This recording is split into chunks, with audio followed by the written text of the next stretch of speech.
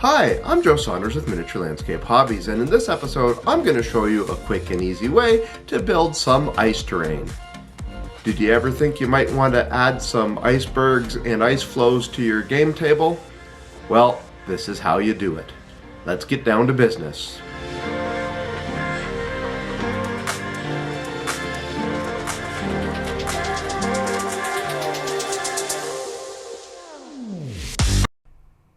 Miniature Landscape Hobbies is proudly supported by these sponsors.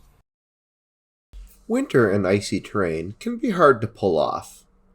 Because of this, for close to 30 years, I just simply avoided the subject.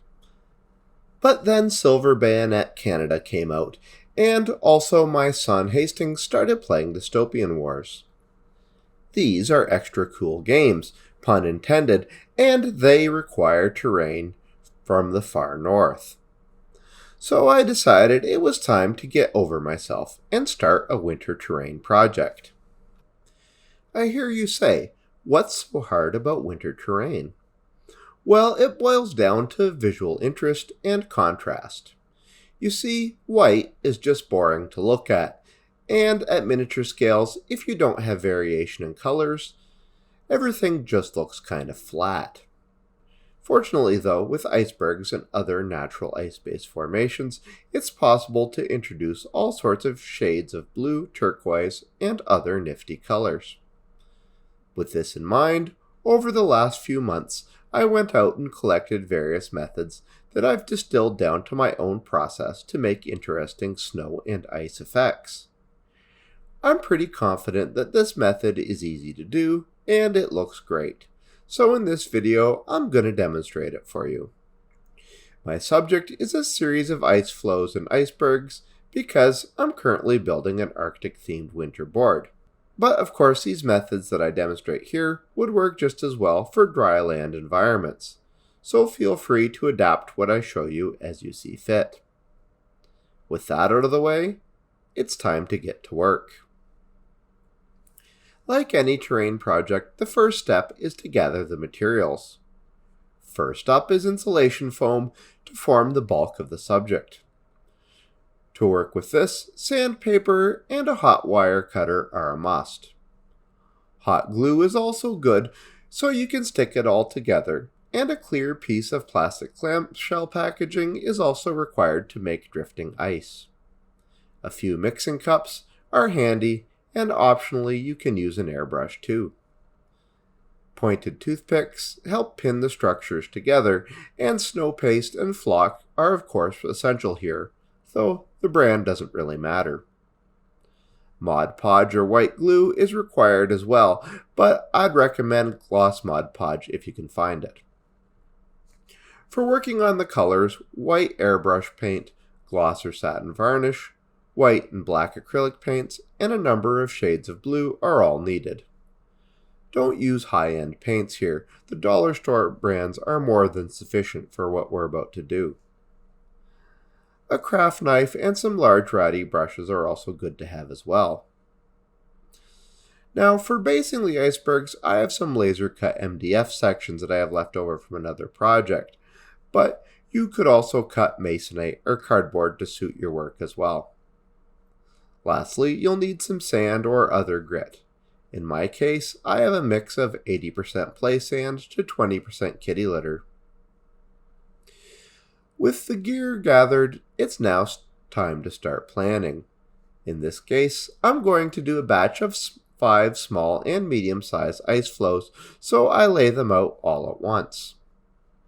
I use cast-off pieces of insulation foam from my other projects to do this. By finding interesting bits that are approximately the right size, I only need to do a little minor trimming for each to fit. Of course, a piece of even the most strangely shaped insulation foam doesn't have much texture, so I grab my hot wire cutter and begin almost randomly adding grooves and cuts to create an uneven, pitted, and fractured appearance. When I'm done, the foam pieces look pretty interesting, but they don't have the rounded edges or the organic shape which ice can sometimes have. To fix this, I sand off any major edges. Remember to wear a dust mask for this part, and keep in mind that you might need to go back with your knife or wire cutter afterwards to resculpt any detail the sandpaper damages. At this point, I have a bunch of vaguely iceberg-shaped pieces of foam. Here and there, I use a pointy toothpick and some hot glue to pin any large structures together for stability. Now all these parts are finished and they get glued to their respective bases. Next, I mix a dark blue-gray from my acrylic paints and I put some Mod Podge in this. The mix is about 75% paint to 25% Mod Podge, which I apply thickly over the foam.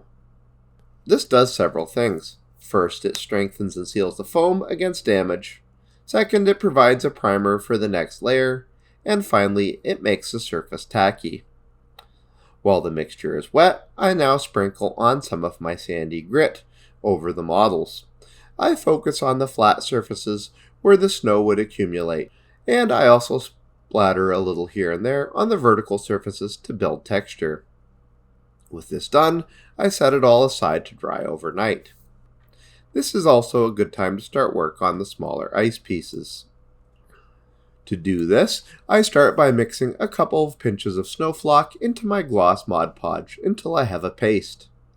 Next, I get my piece of clear plastic packaging and with a disposable brush, apply this thickly over the plastic surface.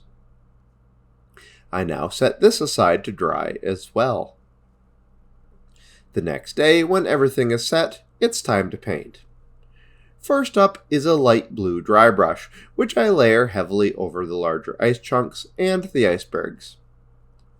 I now add increasingly more white to lighten the light blue and dry brush this on.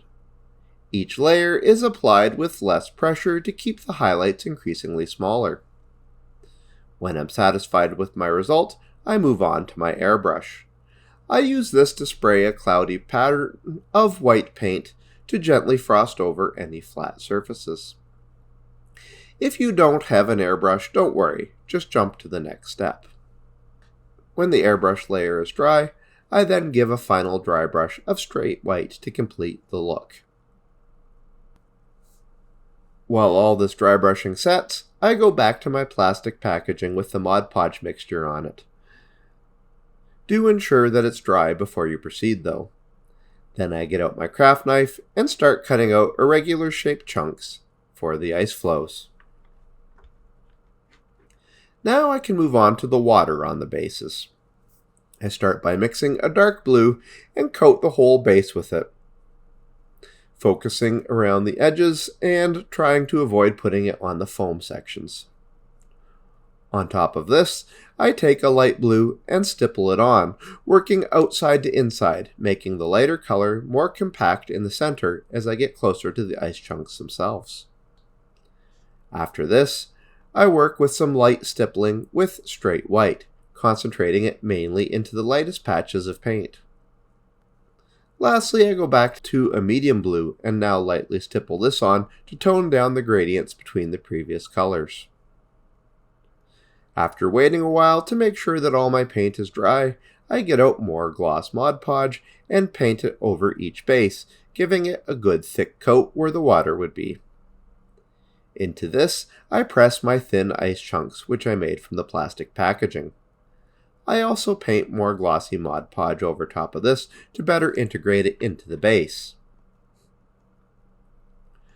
Now I set it all aside for quite a while to dry.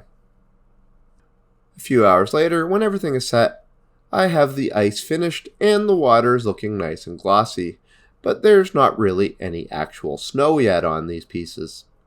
To fix this, I get out some snow paste by AK Interactive, but of course you could use any brand, as there are many different types of this stuff.